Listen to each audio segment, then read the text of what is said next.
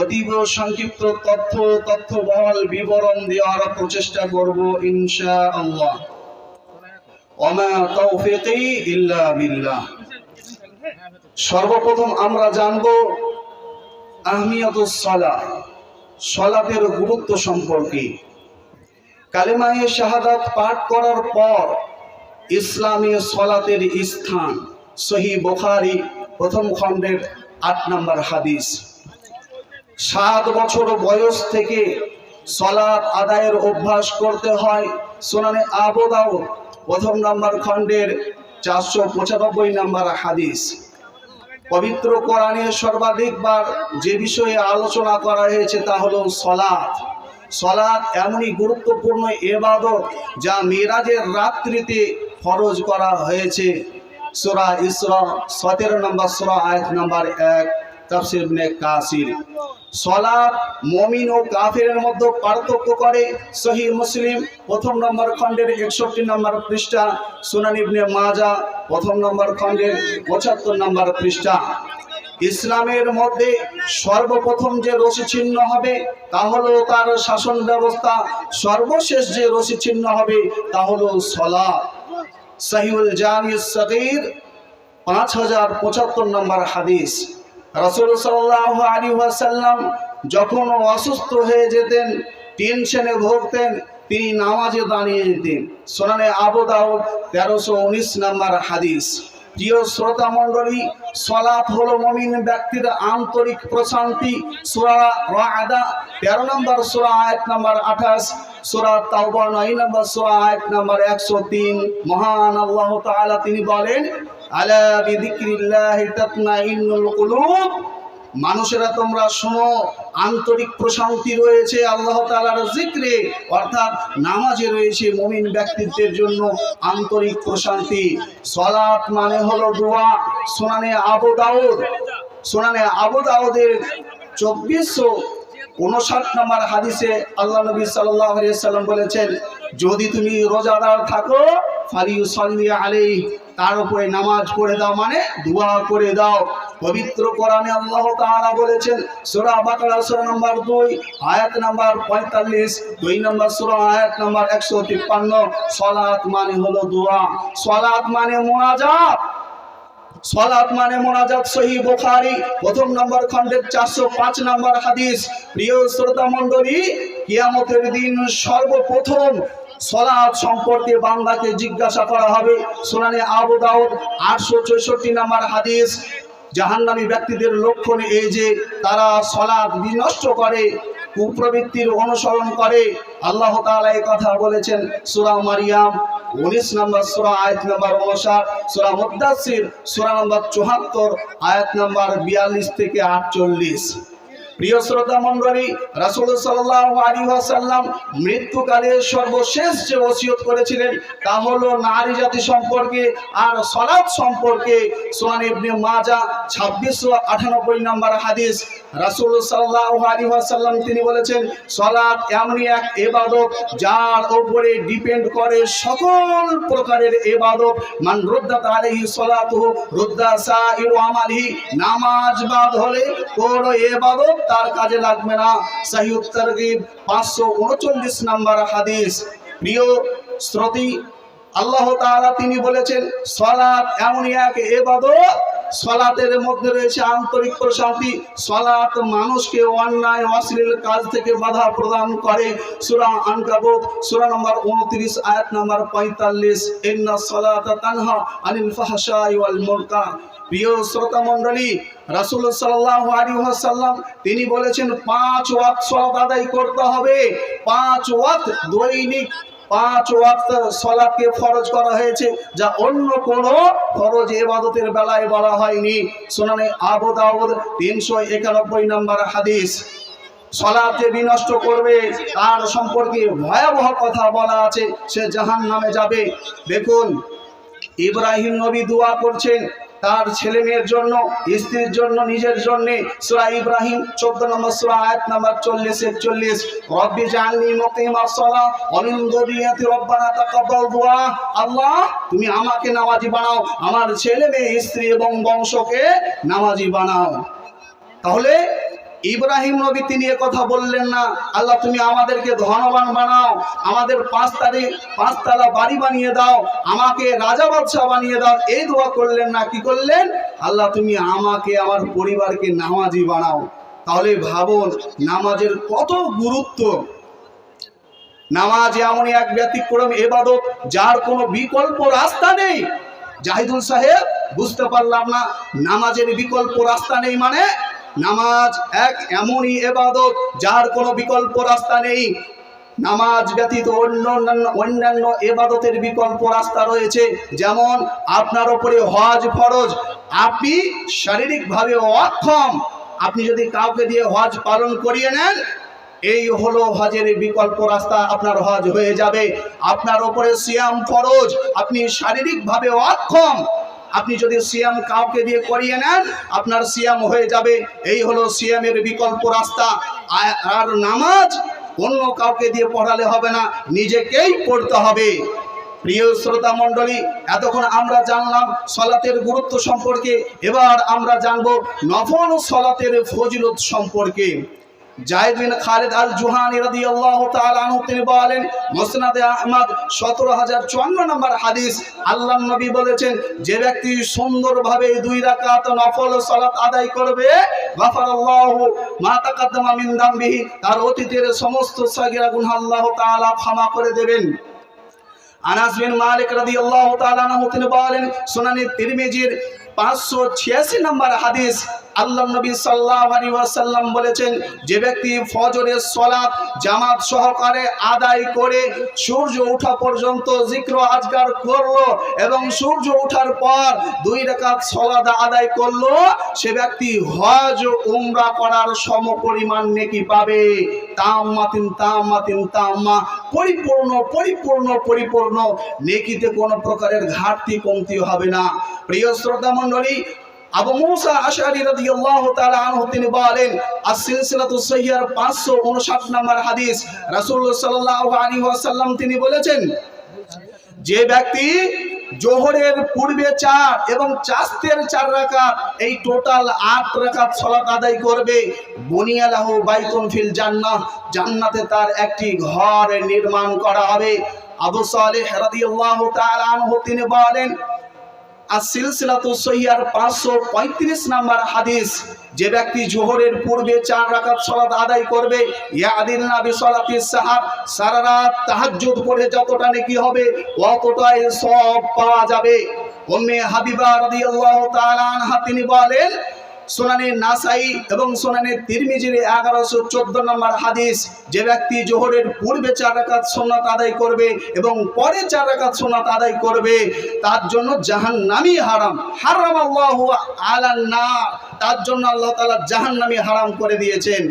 প্রিয় শ্রোতা, মহানবী সাল্লাল্লাহু আলাইহি ওয়াসাল্লাম তিনি বলেন, সুনানে আবু দাউদ 1250 নম্বর হাদিস, যে ব্যক্তি জোহরের পূর্বে 4 রাকাত, এক কথায় দিন ও রাতে 12 রাকাত সুন্নাত নামাজ আদায় করবে, বুনিয়া লাহু বাইতুন ফিল জান্নাহ, জান্নাতে তার জন্য একটি ঘর নির্মাণ করা হবে।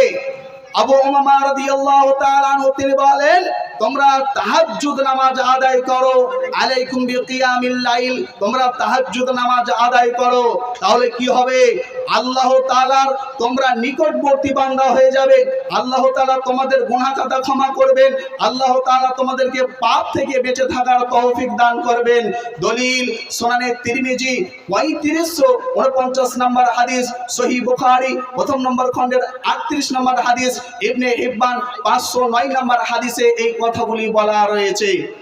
ওমর রাদিয়াল্লাহু তাআলা আনহু তিনি বলেন, সুনানে তিরমিজির 430 নম্বর হাদিস, রাসূল সাল্লাল্লাহু আলাইহি ওয়াসাল্লাম বলেছেন, যে ব্যক্তি আসরের পূর্বে 4 রাকাত সুন্নাত আদায় করবে, রাহিমাল্লাহ, আল্লাহ তার উপরে দয়া করবে। আল্লাহ যার উপরে দয়া করবেন সে ব্যক্তি জাহান্নামে যাবে, 100% সে ব্যক্তি জান্নাতে যাবেই যাবে। আম্মা জান আয়েশা রাদিয়াল্লাহু তাআলা আনহা তিনি বলেন, সহিহ মুসলিম 1573 নম্বর হাদিস, রাকাত আল ফাজর খায়রুম মিনাদ দুনিয়া ওয়া ফিহা, ফজরের 2 রাকাত সুন্নাত আসমান ও জমিনে যা কিছু রয়েছে সব চাইতে উত্তম। গোটা পৃথিবীতে যত সোনা রয়েছে বিক্রি করলে যত টাকা হবে, গোটা পৃথিবীতে যত জায়গা জমি রয়েছে বিক্রি করলে যত টাকা হবে, সব দান করে দেওয়ার পরেও সবচাইতে উত্তম ফজরের 2 রাকাত সুন্নাত। প্রিয় শ্রোতা মণ্ডলী, আবু হুরায়রা রাদিয়াল্লাহু তাআলা আনহু তিনি বলেন, সুনানে আবু দাউদ, আল্লাহ নবী সাল্লাল্লাহু আলাইহি সাল্লাম বলেন, আল্লাহ তাআলা কিয়ামতের দিন ফেরেশতাদেরকে বলবে, ফেরেশতারা আমার বান্দার ফরজ সালাতে যদি কোনো ঘাটতি থাকে, আতিমুলি আবদি ফারিদাতাহু মিন তাতাওয়িন, সুন্নাত নামাজ দিয়ে তার ঘাটতি পূরণ করে দাও। সুনানে আবু দাউদের 864 নম্বর হাদিস। আবু উমামা রাদিয়াল্লাহু তাআলা আনহু তিনি বলেন, রাসূল সাল্লাল্লাহু আলাইহি ওয়াসাল্লাম বলেছেন, যে ব্যক্তি চাস্তের 2 রাকাত সালাত আদায় করবে ভালো করে, আজরুহু কাআজরিল মুতামির, সে ব্যক্তি উমরা করলে যতটা নেকি হবে অতটাই নেকি পাবে, কোনো সন্দেহ নাই। সুনানে আবু দাউদ 558 নম্বর হাদিসে এই কথা লেখা আছে। আবু হুরায়রা রাদিয়াল্লাহু তাআলা আনহু তিনি বলেন, সহিহ বুখারীর 1149 নম্বর হাদিস, রাসূল সাল্লাল্লাহু আলাইহি ওয়াসাল্লাম তিনি ফজরের নামাজ পড়ার পরে বেলাল রাদিয়াল্লাহু তাআলা আনহুকে জিজ্ঞাসা করছেন, বেলাল হাদিসনি বিআরজা আমালিন আমিলতাহু ফিল ইসলাম, তুমি কি এমন আমল করো, আমি জান্নাতে হাঁটছিলাম তো তোমার জুতোর আওয়াজ আমি শুনতে পাচ্ছিলাম, কি তুমি আমল করো বলো তো? তখন বেলাল রাদিয়াল্লাহু তাআলা আনহু তিনি বললেন, আল্লাহর নবী, আমি শুধু যখনই উযু করি তখনই 2 রাকাত করে সালাত আদায় করি, ইল্লা সাল্লাইতু বিযালিকা তুহুর মা কুতিবা লিয়ান উসাল্লিয়া। সুনানে আবু দাউদ হাদিস একেবারে সহিহ বুখারীর 1149 নম্বর হাদিস। প্রিয় শ্রোতা মণ্ডলী, এতক্ষণ আমরা জানলাম ফরজ সুন্নাত সালাতের ফজিলত সম্পর্কে, এবার আমরা জানবো ফরজ সালাতের ফজিলত সম্পর্কে। একটা কথা মাঝে আমি বলি, শুনুন। এই যুবক, এই আপনাকেই বলছি, মুরব্বী সাহেব আপনি গল্প করবেন না, একটু আমার দিকে তাকান, একটু আমার দিকে তাকান, কারোর সাথে কথা বলবেন না, গুরুত্বপূর্ণ আলোচনা চলছে। যুবক আপনাকেই বলছি, একটু থামেন, দয়া করে একটু থামেন, এখানে কোরআন হাদিসের আলোচনা চলছে। তো সুন্নাত মানে আমাদেরকে জানতে হবে, ইউসাবু ফাইলুহু ওয়া লা ইউআকাবু তারিকুহু, পালন করলে নেকি, না পালন করলে কোনো গুনাহ নাই। তার মানে এটা ভেবে নিয়েন না যে সুন্নাতের কোনো গুরুত্ব নাই। সুন্নাতের গুরুত্ব অতটাই রয়েছে যতটা ভাতের সাথে তরকারির গুরুত্ব রয়েছে। ভাতের সাথে তরকারির গুরুত্ব আছে কি নাই, অনুরূপভাবে ফরজের সাথে সুন্নাতের অতটাই গুরুত্ব রয়েছে। এবার আমরা আসি ফরজ সালাতের ফজিলত সম্পর্কে। আবু উমামা রাদিয়াল্লাহু তাআলা আনহু তিনি বলেন, সুনানে আবু দাউদ হাদিস নাম্বার 558, যে ব্যক্তি বাড়ি থেকে উযু করে ফরজ সালাতের উদ্দেশ্যে বের হবে, ফা আজরুহু কাআজরিল হাজ্জিল মুহরিম, যে সেই ব্যক্তি হজ করার সমতুল্য নেকি পাবে, সওয়াব পাবে। আনাস বিন মালিক রাদিয়াল্লাহু তাআলা আনহু তিনি বলেন, সুনানে তিরমিজির 241 নম্বর হাদিস, যে ব্যক্তি 5 ওয়াক্ত সালাত তাকবীরে তাহরিমার সাথে আদায় করে 40 দিন, আল্লাহ তাআলা মুনাফিকের লিস্ট থেকে তার নাম কেটে দেন, জাহান্নামীদের লিস্ট থেকে তার নাম কেটে দেওয়া হয়। সালমান আল ফারিসি রাদিয়াল্লাহু তাআলা আনহু তিনি বলেন, as-silsilatu sahihah 559 নম্বর হাদিস, রাসূল সাল্লাল্লাহু আলাইহি ওয়াসাল্লাম তিনি বলেছেন, ফরজ সালাতে যে মুসলমান দাঁড়ায়, ওয়া খাতায়াহু মারফাকুন আলা রাসিহি, সকল পাপ তার মাথার উপরে রেখে দেওয়া হয়। কুল্লামা সাজাদা তাহাত্তাত আনহু খাতায়াহু, যতক্ষণ সে রুকু সাজদা করতে থাকে তার পাপ মাফ হতেই থাকে। এরকম ভাবে নামাজ শেষ হতে হতে তার পাপ একেবারে শেষ হয়ে যায়। আব্দুল্লাহ বিন আমর রাদিয়াল্লাহু তাআলা আনহু তিনি বলেন, মুসনাদে আহমদ 6576 নম্বর হাদিস। তার আগে একটি কথা শুনুন, কিয়ামতের দিন পুলিশ রাত পার হওয়ার টাইম, একেবারে সব অন্ধকার হয়ে যাবে। পুলিশ রাতের যে রাস্তা, আদুক্কু মিনাশা, চুলের চাইতে বেশি পাতলা হবে, আহাদ্দু মিনাস সিকিন, খুরের চাইতে বেশি ধার হবে, আর একেবারে অন্ধকার হবে, আলো ছাড়া কেউ ওই রাস্তা দিয়ে পার হতে পারবে না। আলো আল্লাহ তাআলা কাকে দেবেন? আলো আল্লাহ তাআলা কাকে দেবেন? এই কথা আব্দুল্লাহ বিন আমর রাদিয়াল্লাহু তাআলা আনহু তিনি বলেছেন মুসনাদে আহমদ 6576 নম্বর হাদিস, মান হাফাযা আলাইহা কানাত লাহু নূরান, যে ব্যক্তি নামাজের হেফাজত করেছে, দুনিয়াতে 5 ওয়াক্ত সালাত আদায় করেছে, আল্লাহ তাআলা তাকে দেবেন এই নূর, এই আলো, সে পুলসিরাতে পার হতে পারবে। প্রিয় শ্রোতা মণ্ডলী, উমর বিন রাইবা তিনি বলেন রাসূলুল্লাহ সাল্লাল্লাহু আলাইহি ওয়াসাল্লাম সুনান নাসাইর 470 নম্বর হাদিসের মধ্যে বলেছেন, যে ব্যক্তি ফজর আর আসরের সালাত আদায় করবে লাইয়ালি জান্নাত, সে জাহান্নামে যাবে না, সে জাহান্নামে যাবে না। আবু মুসা আশআরী রাদিয়াল্লাহু তাআলা আনহু তিনি বলেন রাসূল সাল্লাল্লাহু আলাইহি ওয়াসাল্লাম সহিহ বুখারীর 574 নম্বর হাদিসের মধ্যে বলেছেন, মান সাল্লাল বারদাইনে দাখালাল জান্নাহ, যে ব্যক্তি ফজর আর আসরের সালাত আদায় করবে সে জান্নাতে যাবে, জান্নাতে যাবে, জান্নাতে যাবে, এতে কোনো সন্দেহ নাই। ওসমান রাদিয়াল্লাহু তাআলা আনহু তিনি বলেন সহিহ মুসলিমের 656 নম্বর হাদিস, যে ব্যক্তি ফজরের সালাত আর এশার সালাত জামাত সহকারে আদায় করে ফাকান্নামা কামাল লাইলা কুল্লাহ, সারা রাত তাহাজ্জুদ করলে যতটা নেকি পাবে ততটাই সওয়াব পাবে যদি ফজর আর এশার সালাত জামাত সহকারে আদায় করে। আবু হুরায়রা রাদিয়াল্লাহু তাআলা আনহু তিনি বলেন সহিহ মুসলিম হাদিস নাম্বার 440, রাসূল সাল্লাল্লাহু আলাইহি ওয়াসাল্লাম বলেছেন, এক জুমা থেকে আরেক জুমা, এক রমজান থেকে আরেক রমজান, মধ্যবর্তী টাইমে যে পাপগুলো হয়েছে ফরজ সালাতের মাধ্যমে আল্লাহ তাআলা এগুলো মাফ করে দেন। সহিহ বুখারীর 528 নম্বর হাদিস, আবু হুরায়রা রাদিয়াল্লাহু তাআলা আনহু তিনি বলেন রাসূল সাল্লাল্লাহু আলাইহি ওয়াসাল্লাম বলেছেন, একটি নদীতে কোনো ব্যক্তি যদি 5 বার দিনে গোসল করে তার গায়ে কি ময়লা থাকবে? কথা বলুন, ময়লা থাকবে? থাকবে না। অনুরূপভাবে কোনো ব্যক্তি যদি 5 ওয়াক্ত সালাত আদায় করে তার আর পাপ থাকবে না। ইয়ামহুল্লাহু বিহিন্নাল খাতায়া, এই নামাজের মাধ্যমে আল্লাহ তাআলা তার গুনাহ খাতা maaf করে দেবেন।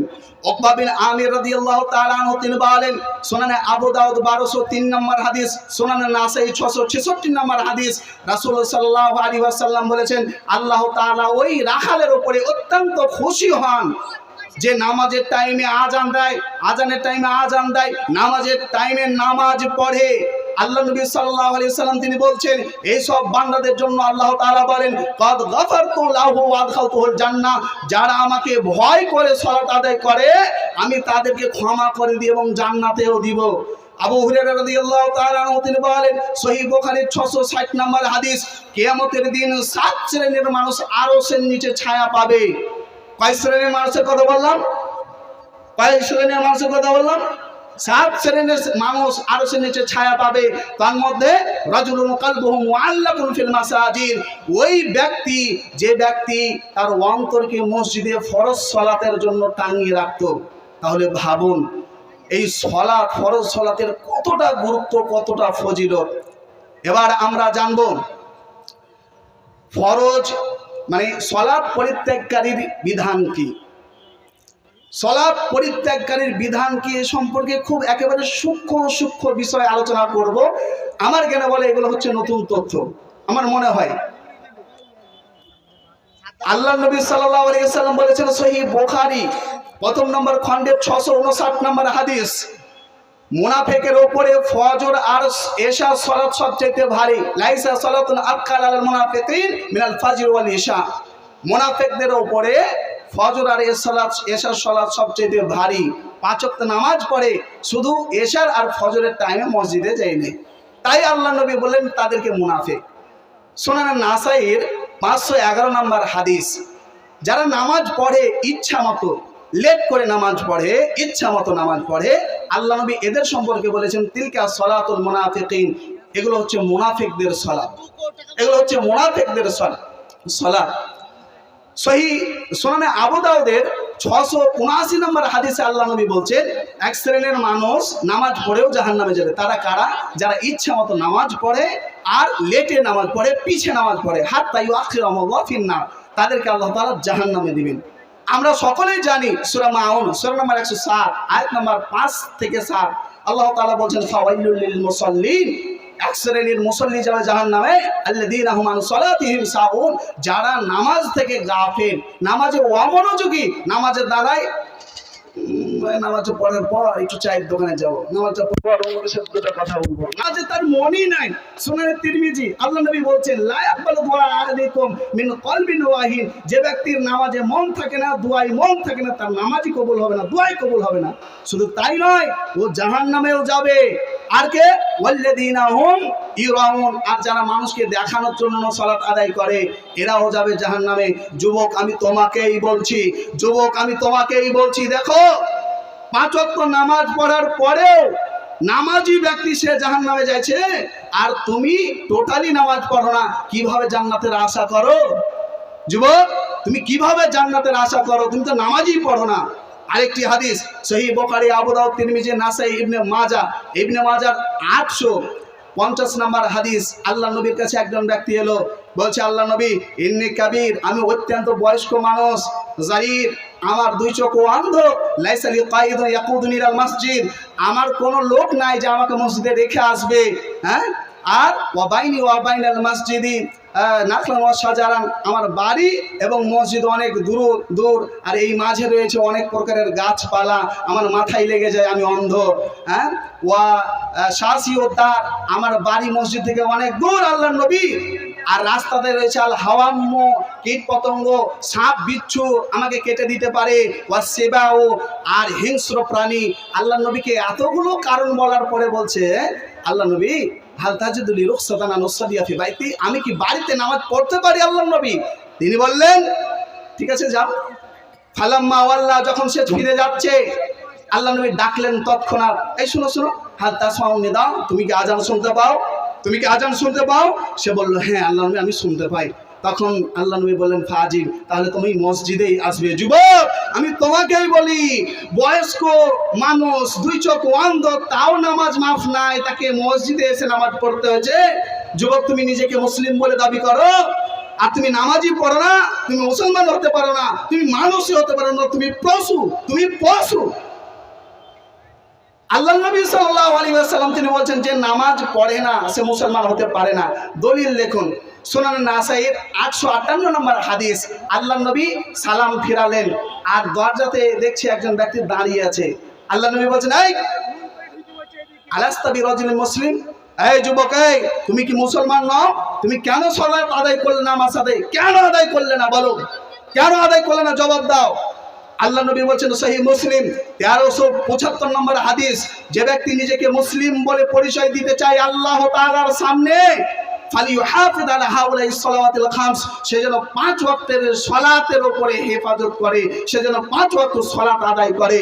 মহান আল্লাহ তাআলা তিনি বলেন সূরা মুনাফিকুন সূরা নম্বর 63 আয়াত নম্বর 9, ইয়া আইয়ুহাল্লাযিনা আমানু লা তুলহিকুম আমওয়ালুকুম ওয়ালা আওলাদুকুম আন যিকরিল্লাহ, হে মানব মণ্ডলী তোমরা শোনো, হে ঈমানদার তোমরা শোনো, তোমাদের ছেলে মেয়ে ধন সম্পদ যেন আল্লাহর জিকির থেকে বাধা প্রদান না করে। তোমাদের ছেলে মেয়ে যেন তোমাদের আল্লাহ তাআলার জিকির থেকে তথা সালাত থেকে যেন গাফেল না করে, বাধা না দেয়। ওমাইয়া ফাল যালিক, যে ব্যক্তি নামাজ থেকে গাফেল থাকবে, আল্লাহর জিকির থেকে দূরে থাকবে, ফাউলাইকা হুমুল খাসিরুন, এরাই হলো ক্ষতিগ্রস্ত, এরাই হলো আসহাবুল জাহিম, এরাই হলো জাহান্নামবাসী। প্রিয় শ্রোতা মণ্ডলী, আল্লাহ নবী বলেছেন সুনান ইবনে মাজাহ 1 নম্বর খণ্ডের 75 নম্বর পৃষ্ঠা, ফামান তারাকাহা ফাকাদ কাফার, নামাজ ছেড়ে দিলে সে ব্যক্তি কাফের। সহিহ মুসলিম 1 নম্বর খণ্ডের 61 নম্বর পৃষ্ঠা, বাইনাল আবদি ওয়া বাইনা শিরকি ওয়াল কুফরি তারকুস সালাহ, মুসলমান ও কাফের ও মুশরিকের মধ্যে পার্থক্য হচ্ছে নামাজ ছেড়ে দেওয়া। নামাজ ছেড়ে দিলে সে আর মুসলমান থাকে না, এটা আমার কথা নয়, সাহাবাদের ইজমা ছিল। সুনানে তিরমিজি খুলে দেখবেন 90 নম্বর পৃষ্ঠা, কানা আসহাবু মুহাম্মাদিন সাল্লাল্লাহু আলাইহি ওয়াসাল্লাম লা ইয়ারাউনা শাইআম মিনাল আমালি তারকুহু কুফরুন গায়রা সালাহ, সাহাবা ইকরামদের ইজমা ছিল কোন ব্যক্তি নামাজ পরিত্যাগ করলে সে আর মুসলমান থাকে না, সে আর মুসলমান থাকে না, কোশ্চিন কালেও সে আর মুসলমান থাকে না। মুসনাদ আহমদ 6576 নম্বর হাদিস, আব্দুল্লাহ বিন আমর রাদিয়াল্লাহু তাআলা আনহু তিনি বলছেন, যে ব্যক্তি নামাজ আদায় করে না, নামাজ কায়েম করে না, কিয়ামতের দিন হারুন, কারুন, হামান আর উবাই বিন খালাফের সাথে জাহান্নামে থাকবে। কার সাথে বললাম? কারুন, ফেরাউন, হামান আর উবাই বিন খালাফের সাথে। এরা জাহান্নামীদের মধ্যে সবচাইতে নিকৃষ্ট, এদের সাথে থাকবে বেনামাজি। তাহলে ভাবুন, যে নামাজ পড়ে না সে ব্যক্তি মুসলমান হতে পারে না, সে কাফের। এমনকি আল্লাহ তাআলা বলছেন মুশরিক। সূরা ইউসুফ সূরা নম্বর 12 আয়াত নম্বর 106 আল্লাহ তাআলা বলছেন ওয়ামা ইউমিনু আকতারুহুম বিল্লাহি ইল্লা ওয়া হুম মুশরিকুন, অধিকাংশ মানুষ ঈমান আনা সত্ত্বেও মুশরিক। জাহিদুল বুখারী সাহেব আয়াতটা বুঝতে পারলাম না, একটু বুঝিয়ে বলুন। অধিকাংশ মানুষ ঈমান আনা সত্ত্বেও কিভাবে মুশরিক হয়? সূরা ফুরকান সূরা নম্বর 25 আয়াত নম্বর 45 ওই আয়াতটা ভালোভাবে পড়ুন। আফারাইতা মান ইত্তাখাযা ইলাহাহু হাওয়া, হে নবী আপনি কি ওই ব্যক্তিকে দেখেছেন যে ব্যক্তি তার নফসকে প্রভু বানিয়ে ফেলেছে? যে ব্যক্তি তার নফসকে প্রভু বানিয়ে ফেলেছে কে? আল্লাহ বলছেন নামাজ পড়তে হবে, আর তোমার নফস বলছে না নামাজ পড়তে হবে না। তুমি আল্লাহর কথাকে বাদ দিয়ে ত্যাগ করে প্রত্যাখ্যান করে তুমি তোমার নফসের কথা মানছো, তুমি নফসকেই প্রভু বানিয়ে ফেললে। প্রিয় শ্রোতা মণ্ডলী, আল্লাহকে বাদ দিয়ে অন্য কারো হুকুম মানাটা কি? এটা হলো শিরিক, এটা হলো শিরিক। আল্লাহর নবী বলছেন সুনান ইবনে মাজাহ 1080 নম্বর হাদিস, ফাইদা তারাকাহা ফাকাদ আশরাক, নামাজ ছেড়ে দিলে সে ব্যক্তি মুশরিক। কোন মায়ের লাল এই ফতোয়া উল্টাতে পারবে না। পবিত্র কোরআনে আল্লাহ তাআলা বলেছেন সূরা রুম সূরা নম্বর 30 আয়াত নম্বর 31 আল্লাহ তাআলা বলেছেন আকিমুস সালাতা ওয়া লা তাকুনু মিনাল মুশরিকিন, তোমরা নামাজ কায়েম করো, মুশরিক হয়ে যেও না। এই আয়াতকে উল্লেখ করে আল্লামা ইবনে উসাইমিন এবং ইবনে বাজ রাহমাতুল্লাহ আলাইহি তিনি বলেছেন যারা টোটালি সালাত কায়েম করে না তারা মুশরিক। আল্লাহ তাআলা এই কথাতে এটাই বলতে চেয়েছেন, এই আয়াতে এই কথাটাই বলতে চেয়েছেন। সূরা আরাফের 176 নম্বর আয়াতে আল্লাহ তাআলা বলছেন আমি মানুষকে আরো মর্যাদা দিতাম, ওয়ালাকিন্নাহু আখলাদাহু ইলাল আরদ, কিন্তু মানুষ দুনিয়ার মোহে পাগল, ওয়াত্তাবা হাওয়া, আর নিজের নফসের আনুগত্য করতে লাগলো। মন মতন চলে যারা জাহান্নাম যাবে তারা, মন মতো চলে যারা জাহান্নাম যাবে তারা, নফসের কুপ্রবৃত্তির যারা অনুসরণ করে জাহান্নামে যাবে। সহিহ বুখারী 6487 নম্বর হাদিস। শুনুন, রাসূল সাল্লাল্লাহু আলাইহি ওয়াসাল্লাম তিনি বলছেন, আল্লাহ তাআলা বলেছেন যারা নামাজকে নষ্ট করবে তথা নামাজ কায়েম করবে না, কুপ্রবৃত্তির অনুসরণ করবে, ওয়াচিরেই ফাসাউফা ইয়ালকাউনা গায়্যা, জাহান্নামের গায়্যা নামক স্থান তারা দেখবে, জাহান্নামে যাবেই যাবে। সূরা মারিয়াম সূরা নম্বর 19 আয়াত নম্বর 59, মুদ্দাসির সূরা মুদ্দাসির 74 নম্বর সূরা আয়াত নম্বর 42 থেকে 48 আল্লাহ তাআলা বলেন জান্নাতি ব্যক্তিরা জাহান্নামীদেরকে জিজ্ঞাসা করবে মা সালাকাকুম ফি সাকার, তোমরা জাহান্নামে কেন যাচ্ছ? তারা বলবে না আমরা চুরি করতাম তাই জাহান্নামে যাচ্ছি, জেনা করতাম তাই জাহান্নামে যাচ্ছি, আমরা মানুষের গীবত করতাম, সুদ খেতাম এই জন্য জাহান্নামে যাচ্ছি। এই কথা বলবে না, কি বলবে? আমরা নামাজ কায়েম করতাম না, নামাজ পড়তাম না, এই কথা বলবে, এই কথা বলবে। এই যে আল্লাহ তাআলা বললেন সূরা আরাফের 179 নম্বর আয়াতে যে যারা চোখ থাকতেও দেখে না, কান থাকতেও শুনে না, মন থাকতেও বোঝে না, একদাই দেখে শুনে আর বুঝে কিন্তু মানে না, এরা হচ্ছে চতুষ্পদ জন্তু নেই, বালহুম আদাল, বরঞ্চ তার চাইতে নিকৃষ্ট, উলাইকা হুমুল গাফিলুন, এরা হচ্ছে গাফিল, আন যিকরিল্লাহ আনিস সালাহ, যে আল্লাহর জিকির থেকে আল্লাহর সালাত থেকে এরা গাফিল। শুনুন, এখানে একটা প্রশ্ন, আল্লাহ কেন বললেন বালহুম আজাল? কুকুর শ্রীগাল শুকুরের চাইতে কেন আল্লাহ তাআলা খারাপ বললেন? এর জবাব চাই হুজুর, এর জবাব দেন। এর জবাব কি হবে? তাহলে ভালো করে শুনুন, ভালো করে শুনুন। আল্লাহ তাআলা কুকুর শ্রীগাল শুকুর এদেরকে আল্লাহ তাআলা ইবাদত করার জন্য তৈরি করেননি, তবু এর আল্লাহর ইবাদত করে। সূরা জুমা 62 নম্বর সূরা আয়াত নাম্বার 1। আর আল্লাহ তাআলা মানুষকে শুধু ইবাদত করার জন্য তৈরি করেছেন, সূরা জারিয়াত 51 নম্বর সূরা আয়াত নাম্বার 56। তাও মানুষের আল্লাহর ইবাদত করে না। এরা এই কুকুর শ্রীগাল শুকুরের চাইতে অধম হয়ে গেল, যার কারণে আল্লাহ তাআলা বলেন বালহুম আদাল। আজকে ইমাম সাহেব বলবে, ইমাম সাহেব কেন বলেন আমি বেনামাজি নামাজ পড়বো না, জানাজা পড়বো না? কারণ বেনামাজিকে আল্লাহ তাআলা বলেছেন কামাতালহু কামাতালিল কালব ওয়াত্তাবা হাওয়াহু, যারা নিজের কুপ্রবৃত্তির অনুসরণ করে নামাজকে ত্যাগ করে, কামাতালহু কামাতালিল কালব, এরা হলো কুকুরের ন্যায়। আচ্ছা বলুন তো, কুকুরের কোনোদিন জানাজার নামাজ পড়েছেন? শ্রীগালের শুকুরের পড়েননি, কারণ আল্লাহ তাআলা বলেননি, রাসূল বলেননি। তো যারা বেনামাজি তারা হলো কাফের, আর কাফেরদেরকে আল্লাহ তাআলা কুকুর শ্রীগালের মতো বলেছে। তাহলে আপনারা তাদের কেন জানাজা পড়বেন? নিষেধ করেছেন আল্লাহ তাআলা। এই কথা বলে আমি শেষ করব।